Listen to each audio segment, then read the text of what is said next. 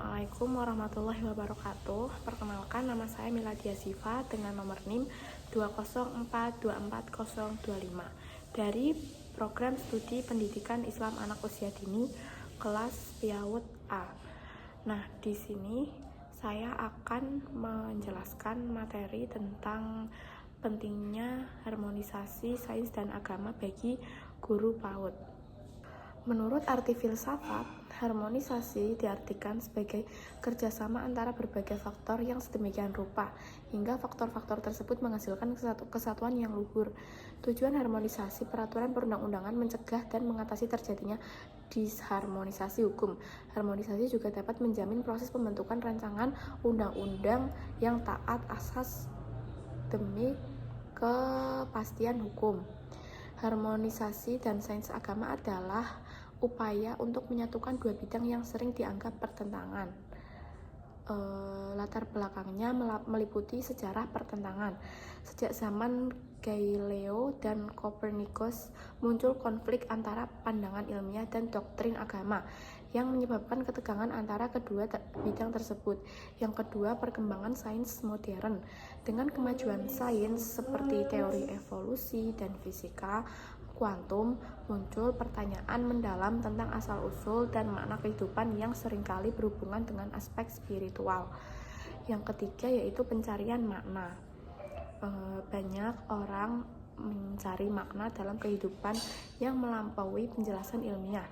Agama seringkali memberikan konteks moral dan tujuan, sementara sains menawarkan pemahaman tentang dunia fisik. Dialog interdisipliner, yaitu beberapa ilmuwan dan teolog mulai berupaya menjembatani kesenjangan ini, menekankan bahwa sains dan agama dapat saling melengkapi, bukan saling menentang. Saling melengkapi ya teman-teman, bukan saling menentang. Yang kelima yaitu pendidikan holistik. Dalam konteks pendidikan, pentingnya mengajarkan harmonisasi sains dan agama menjadi semakin disadari untuk mempersiapkan siswa menghadapi kompleksitas kehidupan modern. Dengan memahami latar belakang ini, kita dapat melihat bagaimana harmonisasi dan agama menjadi penting dan menciptakan pemahaman yang lebih utuh dan menyeluruh tentang dunia. Nah,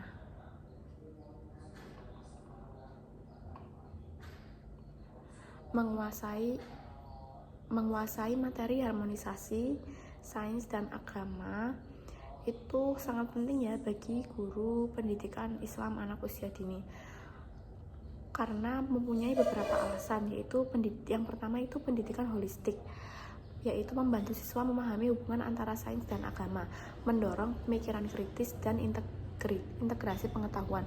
Jadi kita sebagai guru PAUD itu membantu siswa agar lebih open minded ya, dan lebih terbuka pikirannya tentang sains dan agama itu menyatu gitu loh teman-teman, kayak penting karena bisa mendorong pemikiran kritis dan integrasi pengetahuan. Yang kedua yaitu mengurangi konflik, memfasilitasi dialog yang konstruktif tentang isu-isu yang sering dianggap bertentangan antara sains dan agama sehingga mengurangi kesalahpahaman. Yang ketiga yaitu pengembangan karakter, mengajarkan nilai-nilai moral dan etika yang terkandung dalam agama sejalan dengan pengetahuan ilmiah, serta membentuk siswa-siswi yang berintegritas. Nah, ini bagi guru PAUD itu sangat penting karena bisa untuk pengembangan karakter ya, karena karakter anak kan beda-beda. Jadi kita sebagai guru PAUD itu harus memberikan contoh sikap yang baik agar anak-anak itu bisa menerima sikap kita dengan baik. Yang keempat itu ada kesiapan menghadapi tantangan global, membekali siswa dengan perspektif yang luas untuk menghadapi isu-isu kompleks di dunia modern seperti lingkungan dan kesehatan. Yang selanjutnya yaitu meningkatkan motivasi belajar, membuat pembelajaran lebih relevan dan bermakna dengan mengaitkan konsep-konsep ilmiah dengan keyakinan dan nilai-nilai spiritual. Dengan menguasai materi ini, guru dapat menciptakan lingkungan belajar yang lebih inklusif dan mendukung pengembangan siswa secara menyeluruh, serta siswa-siswi anak-anak itu juga bisa dapat berpikir lebih luas lagi teman-teman tentang sains ya, harmonisasi sains dan agama. Nah, cara mengurangi konflik antara sains dan agama jika terdapat, biasanya kan kalau anak-anak itu suka banyak tanya ya teman-teman, karena mereka kan belum tahu, jadi kayak mereka tuh penasarannya tuh banyak. Nah, ada tipe anak yang selalu ingin bertanya begitu loh, kayak selalu penasaran, selalu ingin tahu ya terhadap hal-hal yang baru. Bagaimana cara kita menghadapi konflik antara sains dan agama jika terdapat perdebatan ya atau konflik tersebut, yaitu kita harus mengadakan dialog terbuka. Yang pertama, mengadakan diskusi atau forum antara ilmuwan dan pemuka agama untuk saling memahami pandangan masing-masing. Ini bisa membantu mengurangi kesalahpahaman ya. Kita harus terbuka ya, kita harus mendengar, karena kita juga didengar, makanya kita harus mendengar, kita harus menerima pendapat orang-orang lain, jangan main hakim sendiri ya. Yang kedua itu pendekatan interdisipliner, yaitu mengintegrasikan pelajaran sains dalam pendidikan agama dan sebaliknya. Misalnya itu membahas isu-isu ilmiah dalam konteks nilai-nilai agama. Yang ketiga, penerimaan teori ilmiah, mengakui bahwa beberapa teori ilmiah seperti evolusi dapat dipahami dalam kerangka kepercayaan agama yang tidak literal.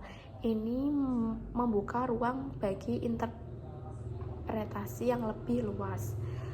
Nah, yang keempat itu fokus pada etika. Maksudnya bagaimana? Fokus pada etika yaitu menggunakan prinsip etika dari ajaran agama untuk membimbing penggunaan teknologi dan penelitian ilmiah seperti bioetika. Yang kelima yaitu penelitian bersama, mendorong kolaborasi antara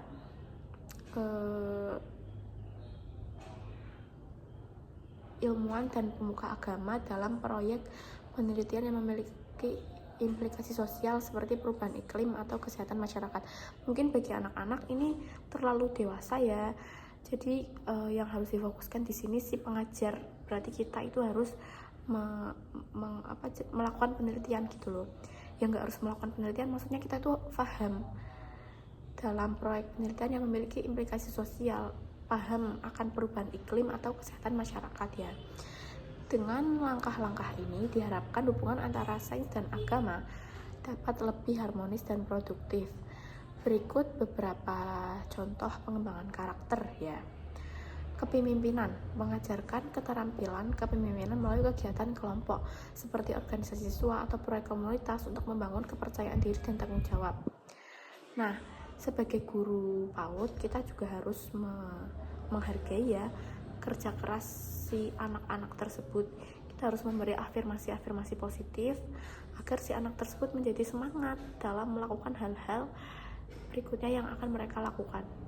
Yang kedua itu empati, melibatkan siswa dalam kegiatan sukarela atau layanan masyarakat yang mendorong mereka memahami dan merasakan pengalaman orang lain. Nah, kita jangan kayak susah anak kecil ribet gitu kan, kita nggak boleh seperti itu. Kita harus melibatkan siswa, siswi atau anak-anak tersebut untuk melakukan kegiatan. Jadi mereka tuh tahu, jadi mereka tuh merasa kayak wah ini tuh saya terlibat gitu loh, kayak langsung memahami dalam bentuk memahami dari mata penglihatannya sendiri ya, tidak kata-katanya gitu loh maksudnya. Yang ketiga itu ketahanan, mendorong siswa untuk menghadapi tantangan dengan memberikan tugas yang memerlukan penyelesaian masalah serta memberikan umpan balik konstruktif untuk meningkatkan kemampuan menghadapi kegagalan. Yang keempat itu kerjasama, mengadakan permainan tim atau proyek kolaboratif yang memerlukan komunikasi dan kolaborasi antar anggota untuk mencapai tujuan bersama. Nah, sebagai guru PAUD kita juga harus sering-sering melakukan kerjasama tim atau kelompokan gitu, supaya anak-anak itu lebih luas lagi pengetahuannya, mereka menjadi lebih terbuka terhadap satu sama lain, lebih mengetahui isi pikiran satu sama lain gitu kan. Nah, yang kelima itu integritas, mengajarkan nilai kejujuran melalui diskusi tentang etika dan perilaku yang benar dalam situasi sehari-hari, serta menekankan pentingnya bertanggung jawab atas tindakan. Melalui kegiatan-kegiatan ini, individu mengembangkan karakter yang positif dan menciptakan dampak yang baik dalam masyarakat. Jadi sebagai guru pendidikan anak usia dini, kita harus memberikan contoh yang baik. Sekali lagi, kita harus memberikan contoh yang baik untuk anak murid kita, karena dengan memberikan contoh yang baik, kemungkinan besar mereka akan meniru terhadap perilaku atau hal-hal baik positif yang kita lakukan. Nah, contoh kesiapan, contoh meningkatkan motivasi belajar. Biasanya kan kalau anak PAUD itu kan suka mut-mutan ya teman-teman kalau belajar, kayak kayak mereka tuh kadang tuh mood, kadang enggak, kadang maunya main-main terus. Nah, cara meningkatkan motivasi belajarnya itu kita tuh harus mempunyai tujuan yang jelas ya dalam mengajar ya. Membantu siswa menetapkan tujuan belajar yang spesifik dan terukur sehingga mereka memiliki arah yang jelas. Yang kedua, pembelajarannya yang relevan. Mengaitkan materi pembelajaran dengan kehidupan sehari-hari atau minat siswa sehingga mereka melihat nilai praktis dan apa yang mereka pelajari dari apa yang mereka pelajari. Yang ketiga itu penggunaan metode interaktif, mengimplementasikan metode pembelajaran aktif seperti diskusi kelompok, permainan edukatif, atau proyek kolaboratif untuk membuat proses belajar menjadi lebih menarik. Yang keempat yaitu pemberian umpan balik positif, yaitu memberikan umpan balik yang konstruktif dan positif untuk menghargai usaha siswa sehingga mereka merasa dihargai dan termotivasi untuk terus belajar. Kita sebagai guru PAUD itu harus sering-sering memuji ya teman-teman, soalnya anak kecil tuh kalau dipuji kan seneng ya, yang ke anak kecil tok sih, maksudnya yang dewasa juga, tapi kan kalau anak kecil itu lebih seneng gitu loh, kayak ada sesuatu yang menyala gitu dalam dirinya sehingga dia bisa semangat kembali dalam melaksanakan aktivitas yang lain. Yang kelima, lingkungan belajar yang mendukung, menciptakan suasana kelas yang nyaman dan inklusif di mana siswa-siswi merasa aman untuk bertanya dan berpartisipasi tanpa takut dikritik.